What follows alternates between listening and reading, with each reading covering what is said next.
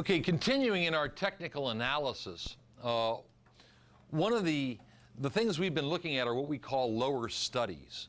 MACD and stochastics, they're little indicators that are mathematically derived below price. They're off of the chart, okay? There's a couple of things that we do on the chart. We already looked at moving averages. They're an in-chart study, okay? Another one that we're going to talk about right now are Bollinger Bands.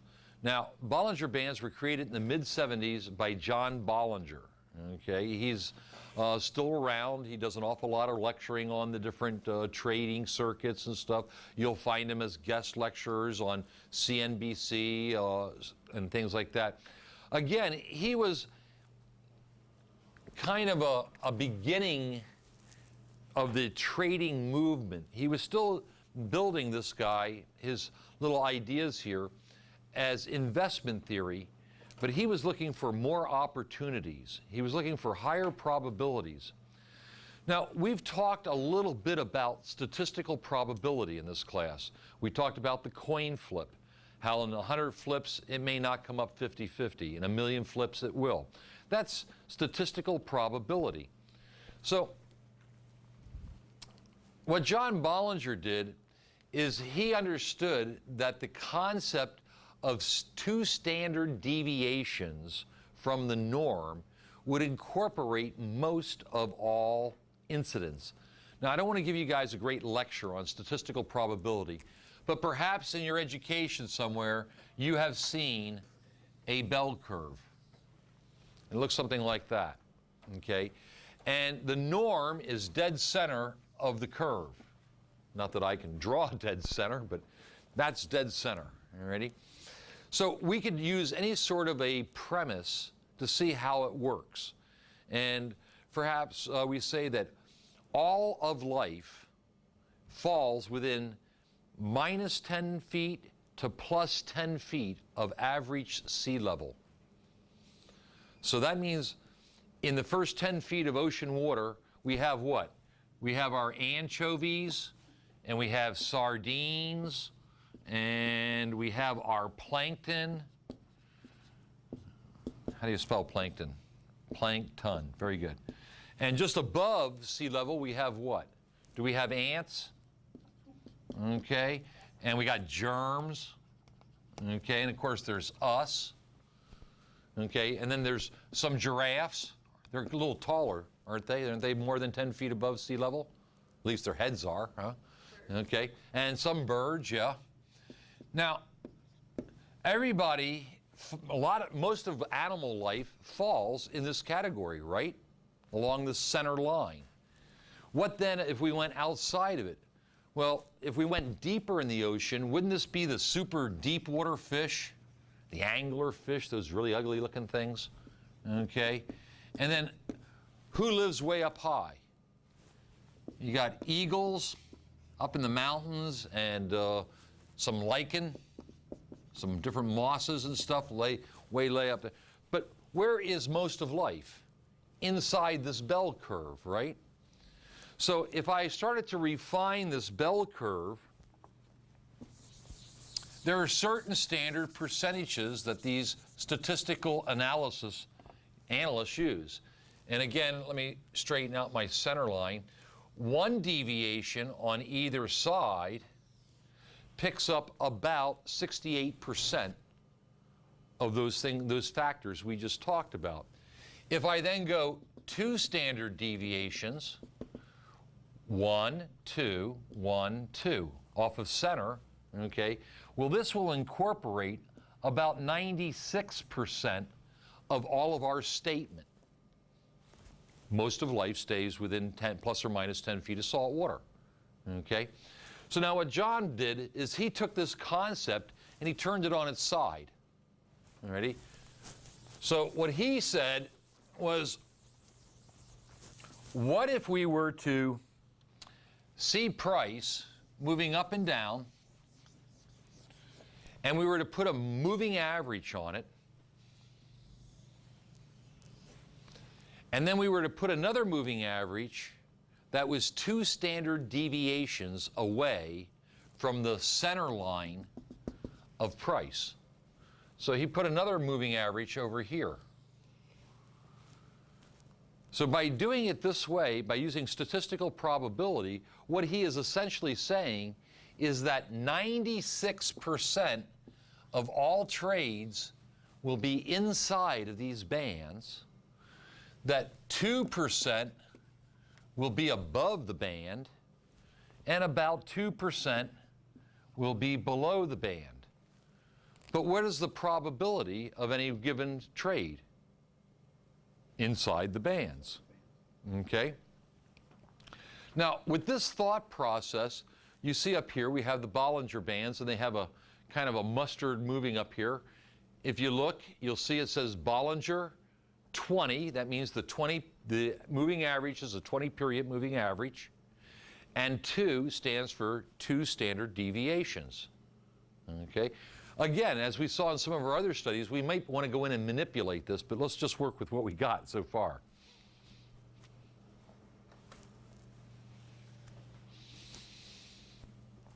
Okay, so again,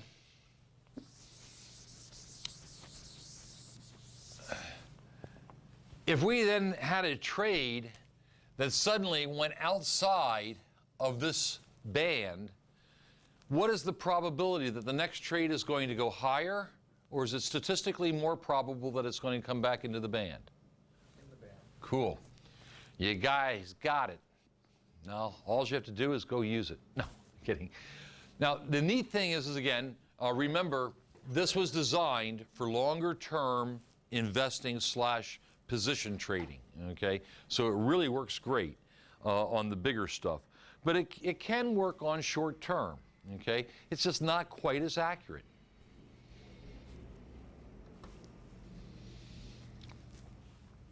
Now, we could also change our terminology just a little bit, and we could say, well, it's improbable that it should be higher than, or we could say it's simply overbought. And if it goes outside of the bands to the high side, then we expect it to come back in.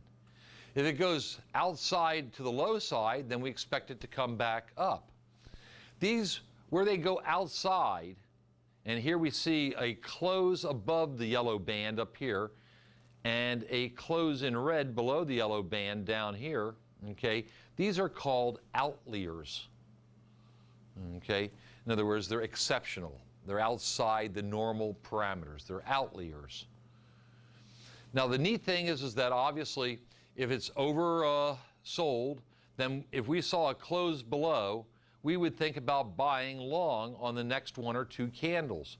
Why? Well, again, it's a 20-period moving average. And as Van and I were talking about earlier, okay, these are lagging indicators.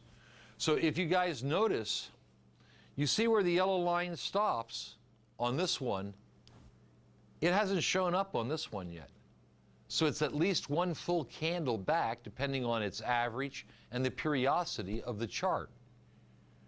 So we don't know until this line bends through and comes up a little bit whether this is a close below, do we? We can start to guess that it looks likely that it will be, but we don't know until we actually see it. Okay? So when we see a close below the line, and a close below would be a red candle, we're looking to buy on the next green candle or positive move up. Conversely, at the top up here, we can see we have a little bit of an overbought situation, and we see that the green candle is closing outside on top of the yellow line. Now it's overbought, we look to sell off. So we'd like to get short on the next candle or 2.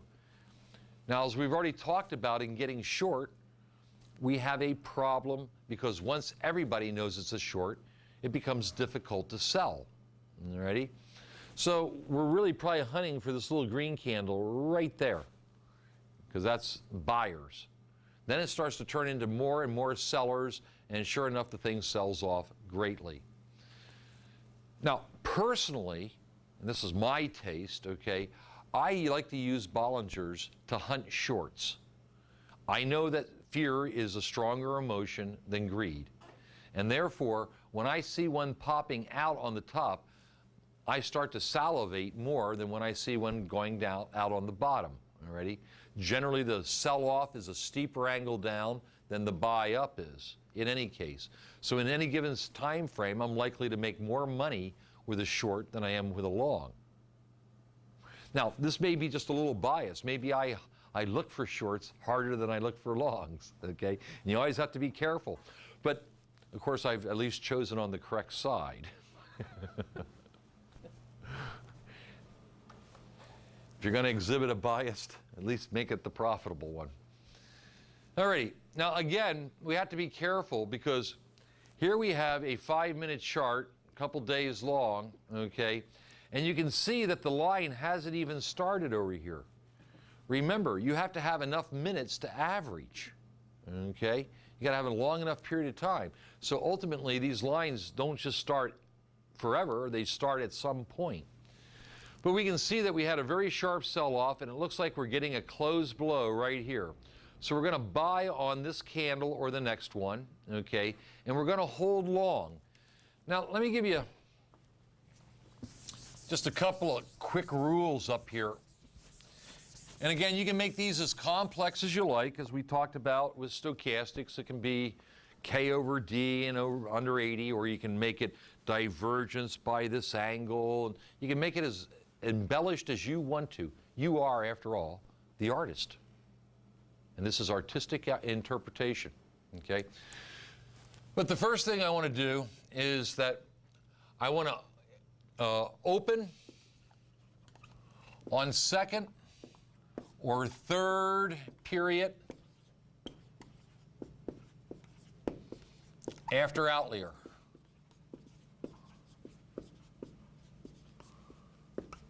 Why? Okay, again, I need to see the line. Okay, so I'm not going to see the line until posthumously, until it has happened. If I try to second guess, well, it could be, again, if we look in the center right here, we can see we have a red candle right here, and it looks like the line is going to close below the line. But if the next candle gaps down here, then it's still inside the line, and I just went long. Uh-oh.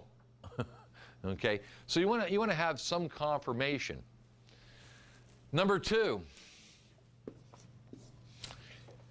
how do I say this?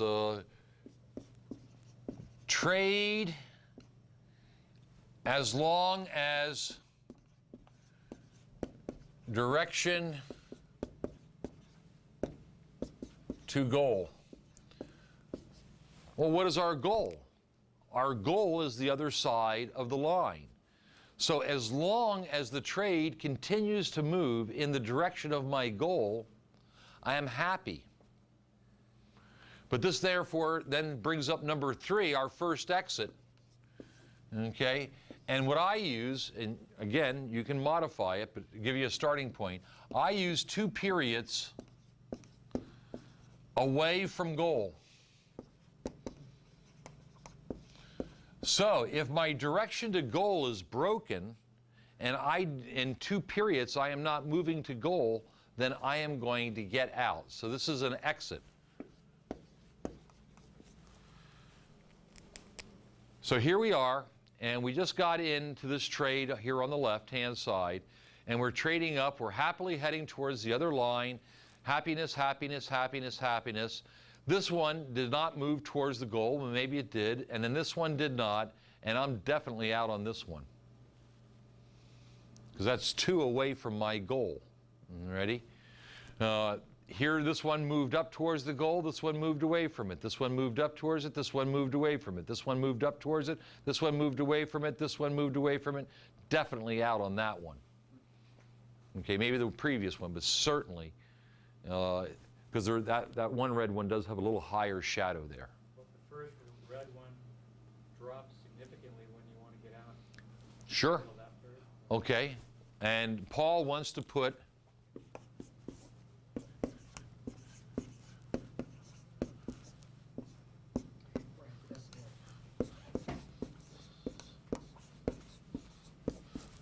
whenever you're in panic and you want to save money. I have nothing against that. That's not an official rule, but it certainly is a working one, isn't it? Yeah, if I saw all of a sudden a gigantic red one going down, I'd say, I'm out of here. What was rule number 2 in the 10 laws of risk management? When in doubt, get out. Okay? If it doesn't look like it's behaving normally, bail, people. Okay? Holding on and hoping that things are going to change is not the answer. Get out and re-look at the situation where you're comfortable and you can do it objectively. So, okay. Number 5, okay, stay in if it hugs line.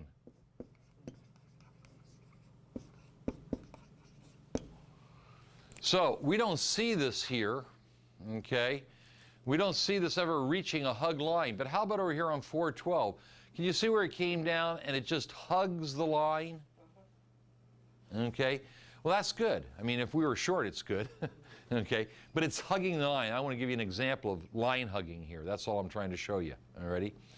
Now again, if it number 6 comes back to number 3, if after hugging the line it moves 2 periods away from my goal, which is line hugging, okay, then I would be out. So again, 2 period away from line,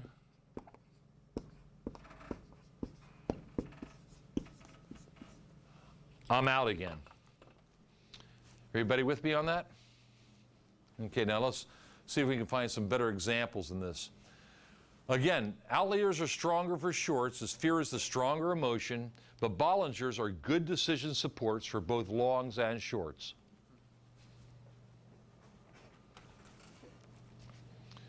So here we have on the left-hand side a fairly choppy day in Intel on 411.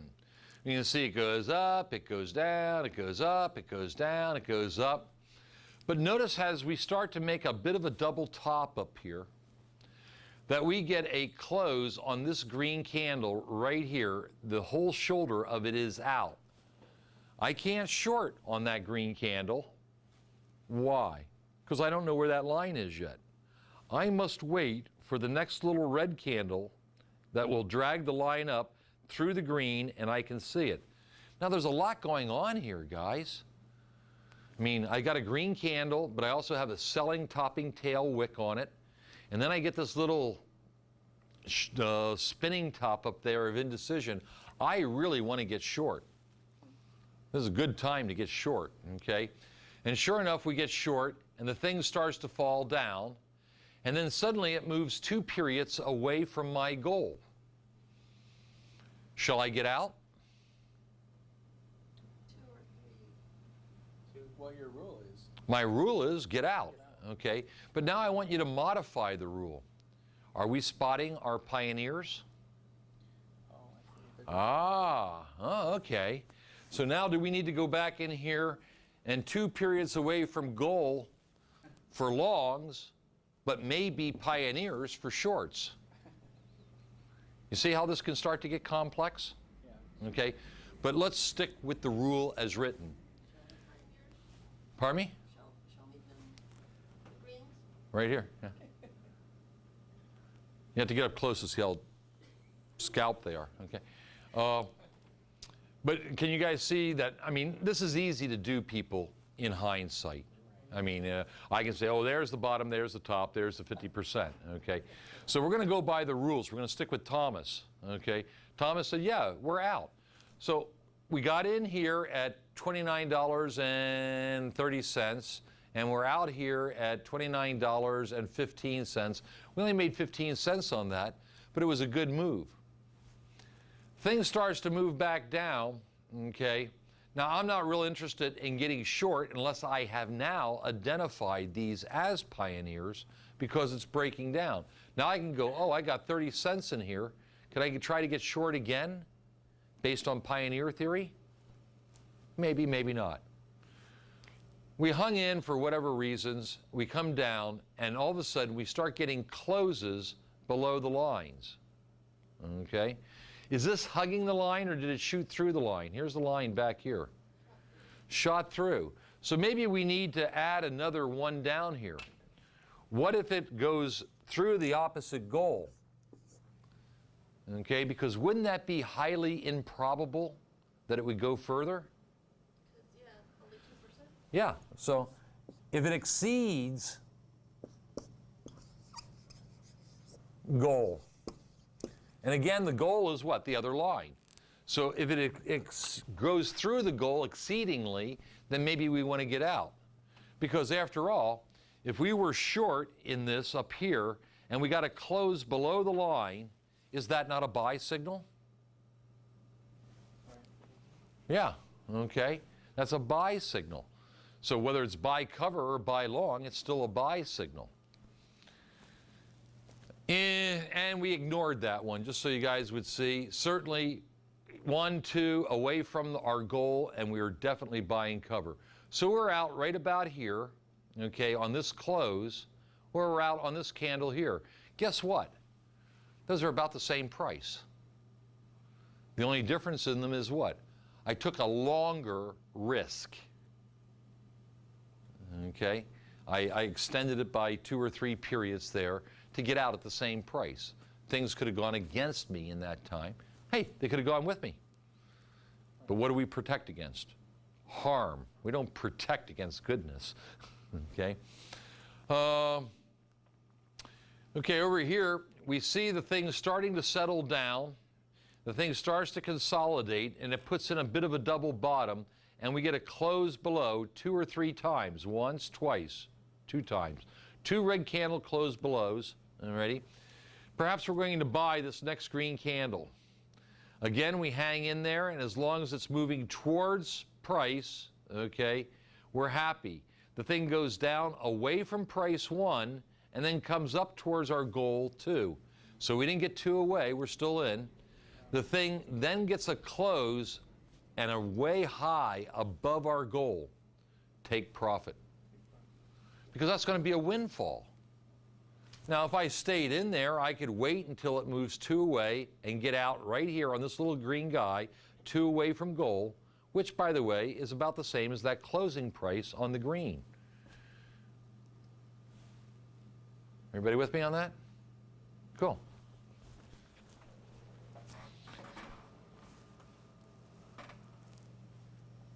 Okay, so here's another one, and this one kind of goes against the theory I have up here. We could also say that the center, if the highest probability of trades are at the extremes here, at the yin and the yang, then does that mean that the center of the band is a no trade zone? Would that make sense as well? Okay. So you could make a case. Here we have a close below right here. Then we have a green candle, so we're going to buy long on this one or this one, the second or third, after the close, okay? And we stay up in here. Well, now it's no longer moving towards goal, but is it moving away from goal?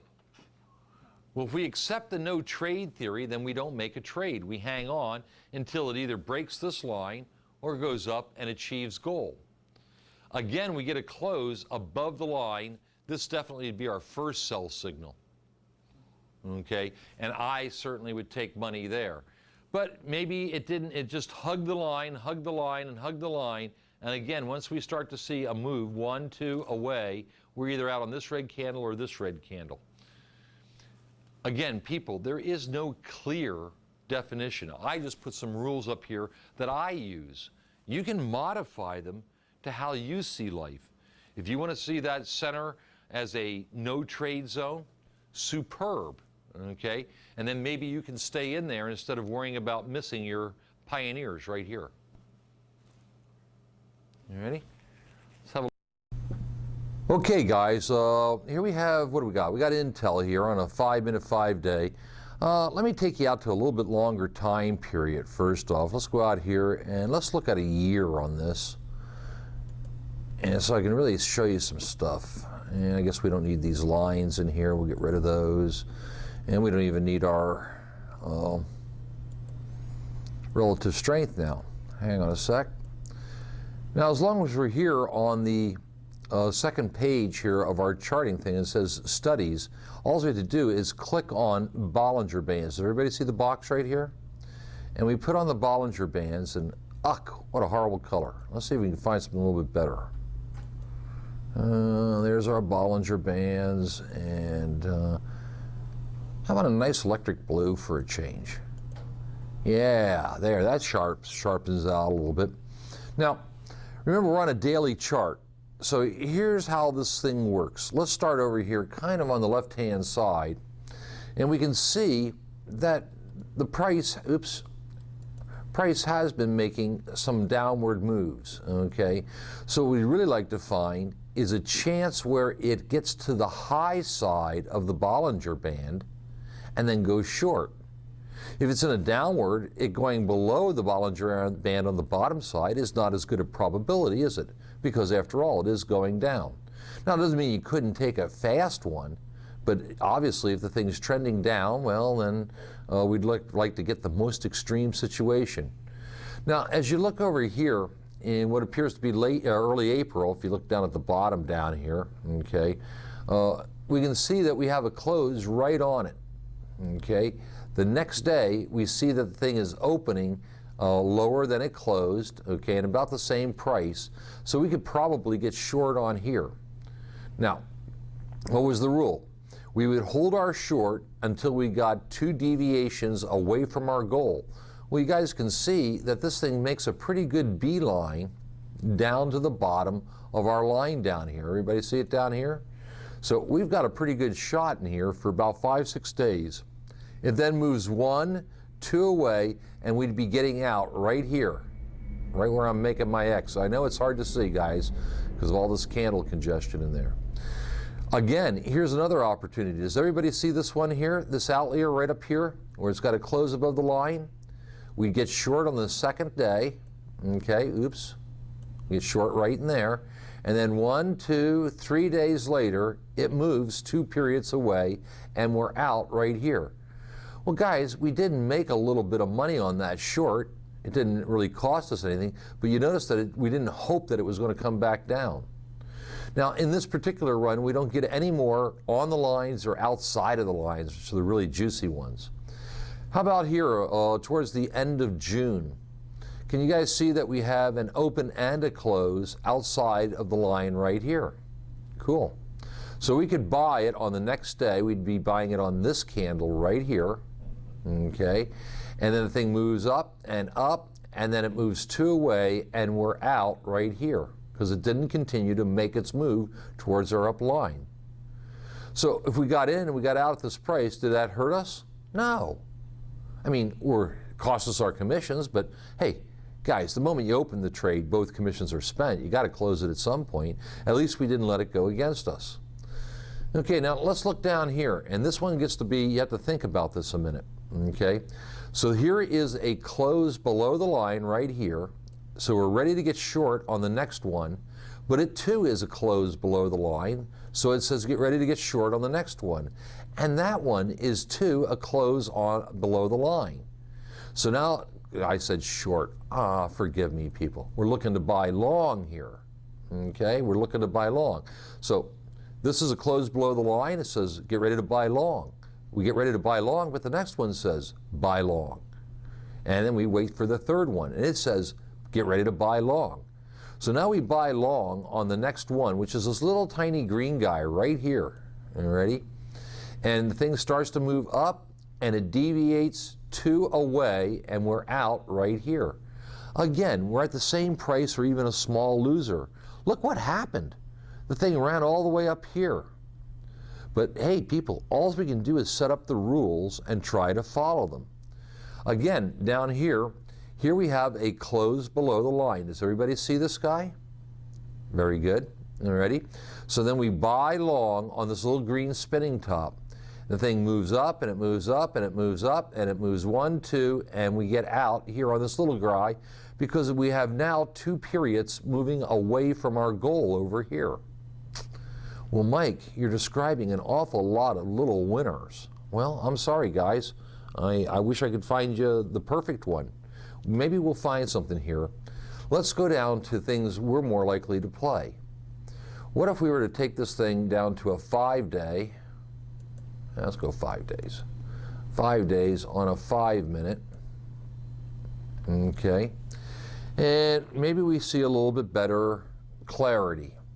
Again, if we start working on the hard left over here, we can see that we have a close outside right here, which tells us to get ready to buy. And then we have immediately another close outside, which says get buy. And then we have a third one. And it's just like before. So it keeps saying next one, next one, next one, now. So now we're going to go in here and we're going to buy on this green candle. Okay, oops.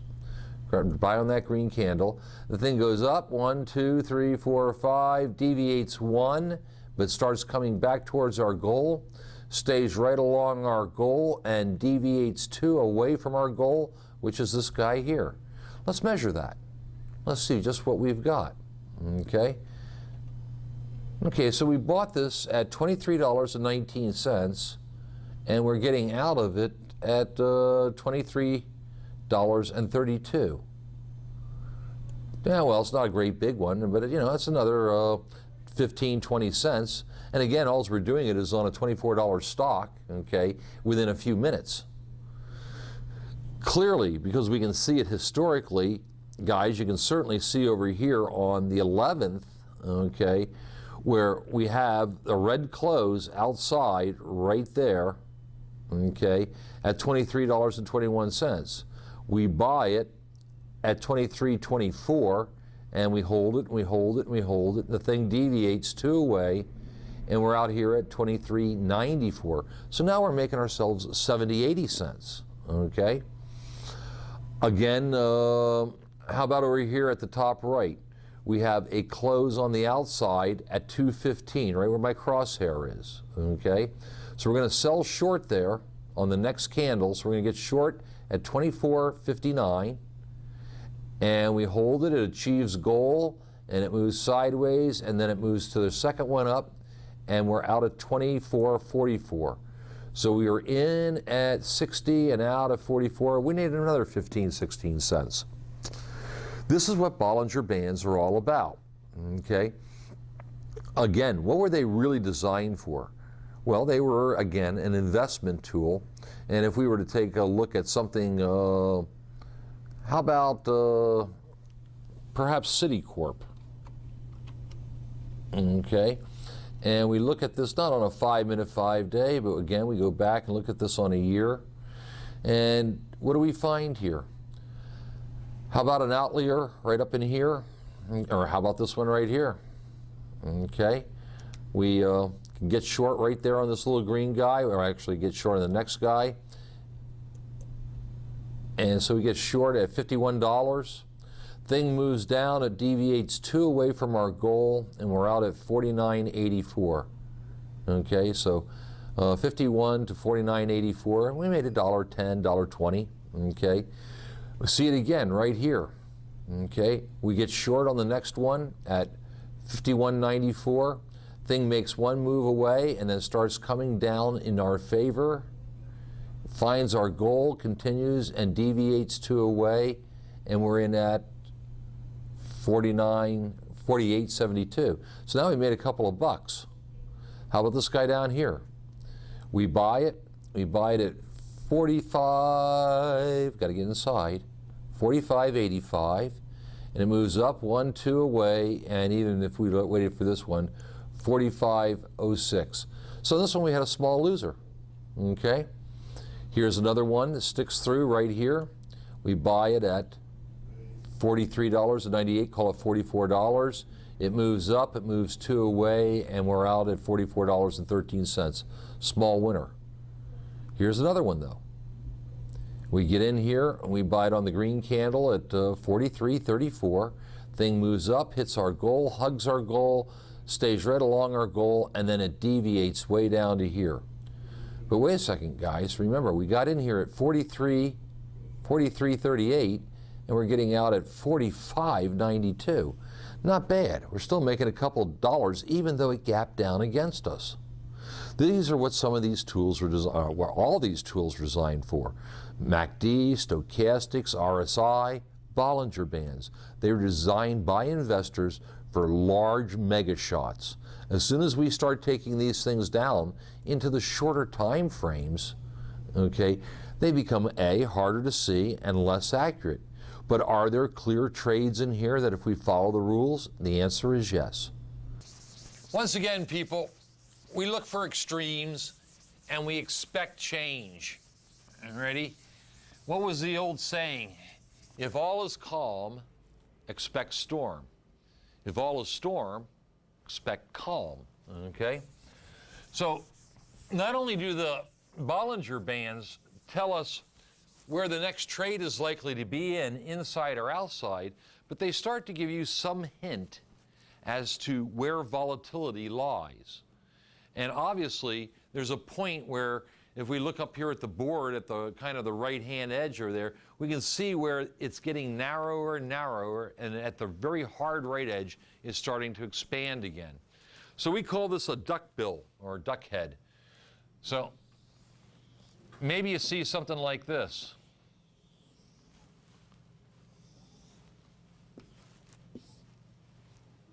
The duck, okay? Now, it's hard to get price to make the smile, all righty? But, so where does this usually happen? How about on the opening of a day, and the price closed here, and it gapped up here? That's what's going to expand these things, so it incorporates two standard deviations on either side of the very large gap. But as the day starts to go through and price starts to narrow, we see this thing go bing, bing, bing, bing, bing, bing, bing, bing. Now price starts to get narrow. Well, what do we expect? Another duck bill to start forming, okay? So obviously, in this particular case, can we see some consistency in where it starts to re-expand? And we might look at where it pinches off and measure the vertical distance between these two before we see the next expansion. And then we start measuring the vertical distance before we see the next expansion. And we measure the vertical distance right in here before we start to see the next expansion. Might there, and I don't know, I haven't looked at this one carefully, might there be a time cycle involved in this as well? Yes. Okay. Now, again, I haven't looked at this one, so I don't know, but within a couple of minutes, I could verify that maybe every half an hour, it pinches off to a beak and starts another head. Okay. And by looking and say, every time it gets down to 35 cents of width, that's when another head starts. And I might want to look back and say that the average width of the heads have always been this big. So there's a lot of patterns within patterns that we can look for that may not be cleanly justified by looking at clack up here on the board, but there's a lot more to this. Needless to say, some of your reading material on your book lists and stuff like that include Bollinger Bands and MACD and ARMS and TRIN and TRIC and all the other ones are all pretty well explained to you guys, but only if you read them. And you need to be, we can't do everything in a classroom situation. And as I said to you guys at the very first day, I don't need pupils, I need students. Pupils sit in a classroom, students actively participate in their own education. So you need to go out and take some of these simple ideas and start to expand your horizons with them. You need to practice with them. You need to look for other things and say, well, geez, Mike never mentioned this to me. Well, that makes you better than Mike. Okay, if you see something I haven't seen, come and be the teacher and teach me. You will find me open and humble, okay? Because, hey, the proudest thing I can say to you guys is that I am both a teacher and a student of trading. There's always something new to learn. It's always fun. Okay, again, I think I just demonstrated fairly quickly for you that Bollinger Bands are, again, a long-term tool. They work best on a daily, but we can use them intraday. Again, I can find a lot better shorts in here than I can longs. Now, that may be lacking on my part, but throw me up a stock and we'll go through it. And I think you'll find, with just a little bit of observation on your own, that fear does drive that price down stronger than greed pushes it up. And Bollinger Bands will help you spot those opportunities. But Mike, you said there was a double top in here and that's why it went down. Sure, it's just a different way of looking at it. Yes, Paul? Now, this indicator seems, from what you're showing us, seems to be a lot more consistent than the MACDs and those other ones. Is that basically true? I don't think so. I mean, again, if you went down here and started looking for oversold, and this one says it's oversold right here, but the Bollingers do not. It's your degree of. And so, first off, you understand they're measuring something totally different. Okay? MACD and RSI and Stokes, these guys are momentum indicators. Okay?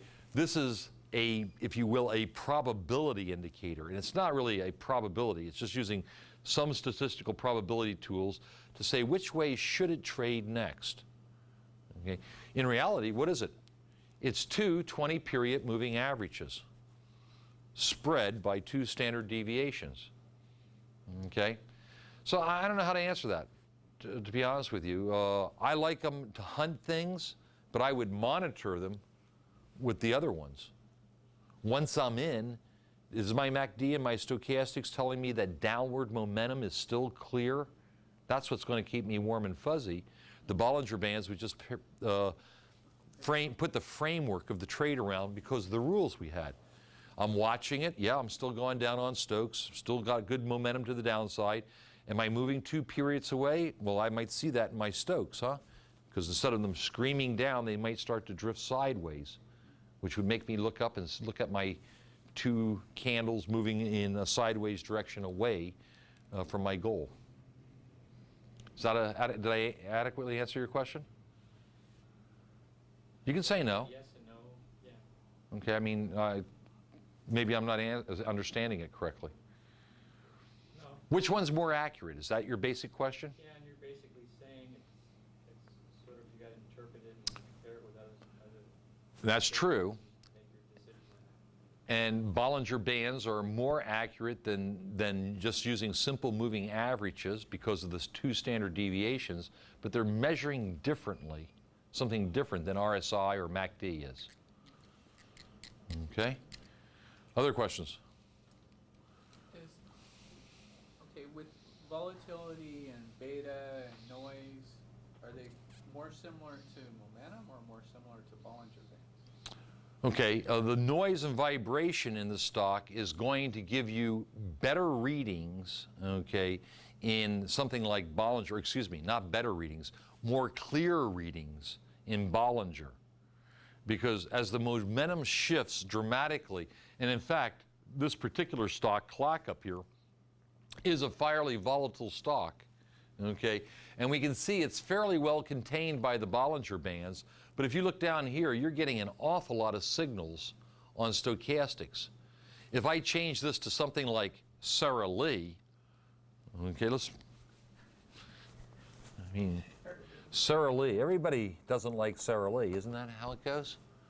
Okay. Well, now we see a very non-volatile stock, okay? The thing moves almost 20 whole cents in a day, okay? The thing's channeling sideways for days at a time between 21.80 and 21.10, 20, 30 cents, okay? There's not a lot of, there may be a big move or two, but there's not a lot of big moves in any one day, okay? So here we start to see where Stokes and Bollingers really do kind of match up. So the more volatile and more active the stock, you get a lot too many signals down here, where I think Bollingers may be of better help. But on a quieter stock, pretty much even Steven. Alrighty, boys and girls, good job. Let's go have a bite to eat. Everybody back in here by 2 o'clock, okay? We got about an hour and a half, hour and 45 minutes of lecturing to do, and we'll be done for the day.